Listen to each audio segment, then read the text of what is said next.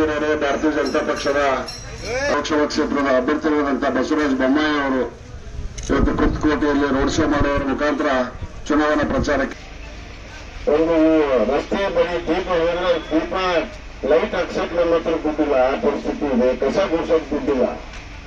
ಹಿಂಗೆಂದು ಇಂಥ ಪರಿಸ್ಥಿತಿ ಆಗಿರಲಿಲ್ಲ ಅನ್ನುವಂಥ ಮಾತನ್ನ ಅವ್ರು ಹೇಳಿ ತೀವ್ರವಾದಂತ ಬರಗಾಲ ಬಂದಿದೆ. ಕುಡಿಯುವ ನೀರಿಗಾಗಿ ಒಂದು ನಯಾ ಪೈಸೆಯನ್ನು ಕೂಡ ಸರ್ಕಾರ ಇವತ್ತಿಗೂ ಕೂಡ ಬಿಡುಗಡೆ ಮಾಡಿಲ್ಲ. ಒಂದು ಬೋರ್ವೆಲ್ ಕೂಡ ಹಾಕಿಸಿಲ್ಲ. ಇಂಥ ಒಂದು ದಲಿತರ ಸರ್ಕಾರವನ್ನು ನಾವು ಎಂದೂ ಕೂಡ ನಾವು ನೋಡಿಲ್ಲ. ಬಂದಿದ್ರೆ ಈ ದೇಶದ ಚುನಾವಣೆ ನಡೆಯುತ್ತಿರುವಂತ ಈ ಸಂದರ್ಭದಲ್ಲಿ ಮುಂದಿನ 5 ವರ್ಷ ಯಾರು ಚುನಾವಣೆಯನ್ನು ಹಿಡಿತಾರೆ ಅನ್ನುವಂಥದ್ದು ಬಹಳ ಮುಖ್ಯವಾಗಿದೆ. ಈ ರಾಜ್ಯದ ಭವಿಷ್ಯ ದೇಶದ ಭವಿಷ್ಯ ಜೊತೆ ಸೇರ್ಕೊಂಡಿದೆ ಬಂದಿದೆ. ಉರಿ ಬಿಸಿಲಿನಲ್ಲಿ ನೀವು ಕೂಡ ನಿಂತಿದ್ದೀರಿ. ಈ ಉರಿ ಬಿಸಿಲಿನಲ್ಲೂ ಕೂಡ ಅತ್ಯಂತ ಪ್ರೀತಿ ವಿಶ್ವಾಸದ ಸ್ವಾಗತವನ್ನ ಕೊಟ್ಟಿದ್ದೀರಿ. ನಿಮಗೆ ಅನಂತ ಧನ್ಯವಾದಗಳನ್ನ ಹೇಳಕ್ಕೆ ಇಷ್ಟಪಡ್ತೇನೆ. ಯಾವ ರೀತಿ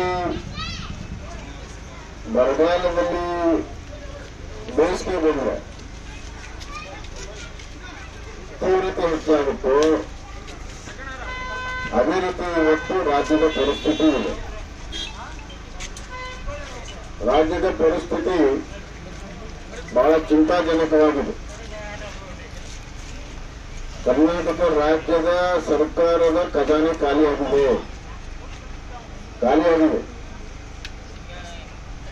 ಒಂದು ನಯಾ ಪೈಸ ಅಭಿವೃದ್ಧಿಗೆ ಬಿಡುಗಡೆ ಮಾಡಿಲ್ಲ.